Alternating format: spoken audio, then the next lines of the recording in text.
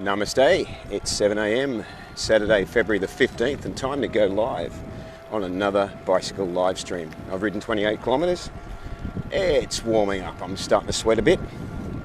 And this morning's topic is one that I want you to think about and how it may have applied in your life. Why doesn't willpower last? As I'm talking about this subject, I want you to think about examples in your own life where you've had good intentions and you've set course in a new direction. You've been really determined to do something. You've buckled down. You've decided to study hard. You've decided to follow that diet. You've decided to whatever it is you've decided to do. You've decided to put a lot of willpower into it and head off in a new direction. And I'm sure most of us can think of examples where we've done that, and we've wondered, and also examples of how it hasn't lasted. Have you ever thought about why willpower doesn't last? Why, when you've got such good intentions, when you've got such determination, when you know that it's better for you or for someone else to head off in a certain direction, why isn't it so simple that we can just set that path and then stick to that path? Well, to understand the limitations of willpower, we have to understand what willpower is and what we are putting ourselves up against. In other words, when somebody is determined to set off in a different direction, you have to make a decision to sort of go up against the temptations of your mind. You've decided, okay, I'm not going to give in to, say you're wanting to study harder, so you're like, okay, I'm not going to give in to wanting to watch Netflix tonight. I'm going to not turn the TV on. I'm going to study. I'm going to keep off social media. I'm going to, put my head down and study. And this is how it starts off. And you will find that your mind starts tempting you with ideas, doesn't take long, with ideas of, you haven't seen that new Netflix show yet, or you haven't checked your social media, or you haven't checked your email. And if you give in to that temptation, then you're likely to have not achieved much at all. So the question is, why is this happening? Well, we are going up against what would be best considered when we're applying willpower to change our direction. We're going up against what would be best considered an impenetrable force, or close enough to an impenetrable force. We are attempting to use our will, our extremely limited, tiny will that we have. People say, you can do anything, you can achieve anything. Well, of course, that's horse shit. You can't do anything, you can't achieve anything. We are extremely limited. We are physically limited by the limitations of our body, our mind, our emotions. Our limitations are extreme. I've talked about this before, that our senses are so limited and so easily fooled that it is embarrassing how easily fooled we are. So we might think, yes, we can achieve great things, and we can achieve great things, but we have to understand how to achieve it.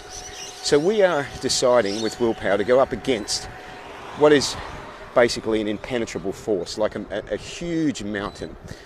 And if you were like, say your car broke down and you were pushing your car, okay, that's a pretty impenetrable force. How long are you going to be able to push your car for? You'll get away with it for a while, and then you'll run out of energy.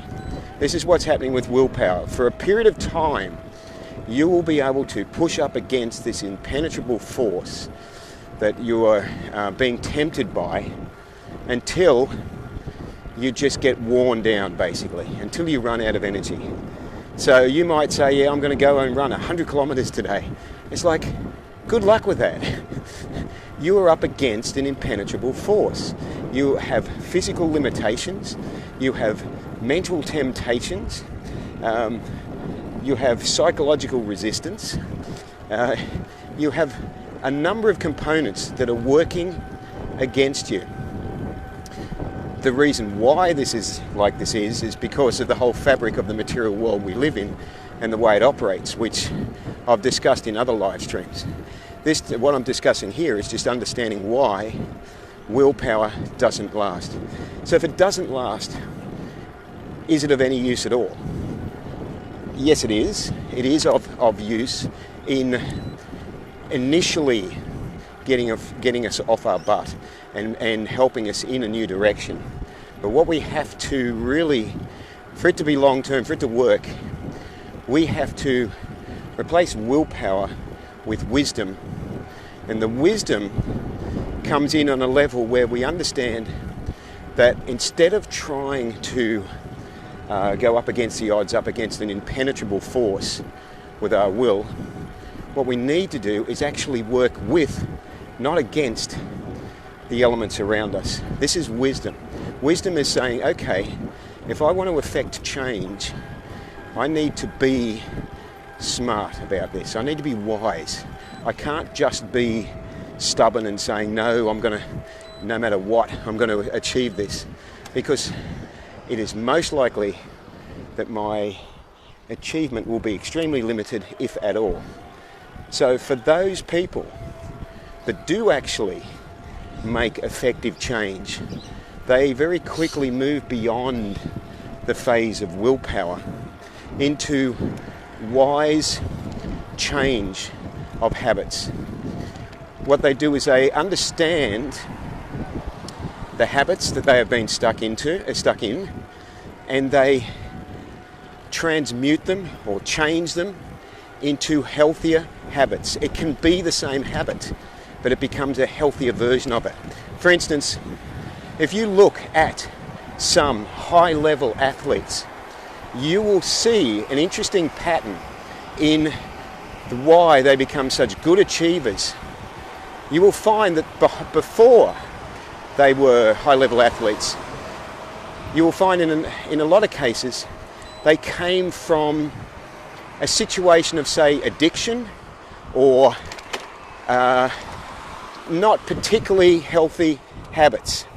And Patricia says, happy Valentine's Day to your mum and dad from Belfast. Thank you, Patricia. Dad loves hearing, or both of them love hearing, that there's somebody watching from Belfast. They love it. I'll tell him today. So we need to recognise that with these athletes, high performance athletes, high achievers in different areas, that they have often come from an area where their life was not particularly, they had unhealthy habits. And what they have done is they've actually replaced unhealthy habits with healthy habits. So they still have a similar mindset, but they have wisely understood the importance of shifting from what was a destructive mindset with an addictive sort of personality to a healthier mindset with an addictive personality. Whether that's good or not, good in the long run, I'm not sure. But I want you to think about the limitations of willpower and the importance of wisdom in looking at our habits, looking at our patterns, and then if we need to achieve something that is healthier in our life, looking at how we transmute, how we change the patterns. If we were, another practical example, if you have a really strong craving, a really strong addiction for eating meat or animal products or something, well, what you do is you change that into a healthier version of that craving, of that addiction. So you still, you have that strong desire to be eating, say, animal products, Well, you look for a vegan alternative so that when that desire hits, you don't have to fight against it with willpower that's eventually going to collapse and crumble. You don't have to go up, you don't have to go up against an impenetrable force. You choose the wise option, which is you go, okay, I'm going to have some, mock meats. I'm going to have some braised tofu. I'm going to have something that is a healthier version so that that craving is still being satisfied, but it's being satisfied in a new, healthier way. So I hope that gives you some food for thought. Thank you for watching. Have a great Saturday. It's starting to cloud over, so it might start raining again. Live vegan and save lives. Ahimsa.